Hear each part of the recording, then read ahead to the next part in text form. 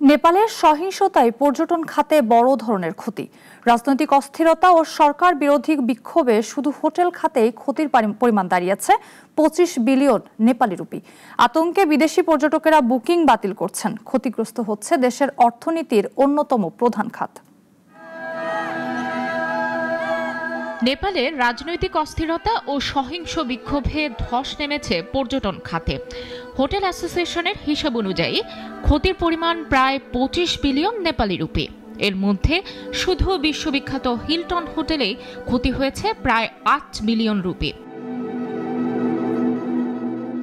8 September দুর্নীতি ও সামাজিক যোগাযোগ মাধ্যমে বিধি নিষেধের প্রতিবাদে শুরু হয় আন্দোলন, যা দ্রুতই রূপ নেয় সরকার বিরোধী সহিংসতায় এবং শেষ পর্যন্ত পদত্যাগে বাধ্য হন প্রধানমন্ত্রী কেপি শর্মা ওলি।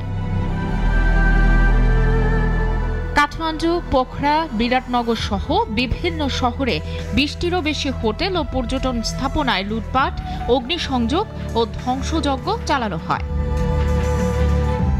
সামাজিক মাধ্যমে আন্তর্জাতিক ব্র্যান্ড হোটেলগুলোর ওপর হামলার ছবি, ভিডিও ছড়িয়ে পড়ায় আতঙ্কিত হয়ে পড়েছেন বিদেশি পর্যটকরা। পর্যটন মৌসুম শুরুর আগ মুহূর্তে সহিংসতায় হোটেল বুকিং বাতিল ও পর্যটক আগমনে দেখা দিয়েছে বড় ধস। প্রায় 15,000 বিদেশি পর্যটক বর্তমানে নেপালে অবস্থান করছেন। তাদের নিরাপত্তা নিশ্চিত করতে বিশেষ উদ্যোগ নিচ্ছে সরকার। দেশটির পর্যটন খাত জিডিপির প্রায় 7% যোগান দেয়। তাই কেবল নিরাপত্তা নয়, আন্তর্জাতিক পর্যায়ে ইতিবাচক ভাবমূর্তি পুনর্গঠনও এখন বড় চ্যালেঞ্জ।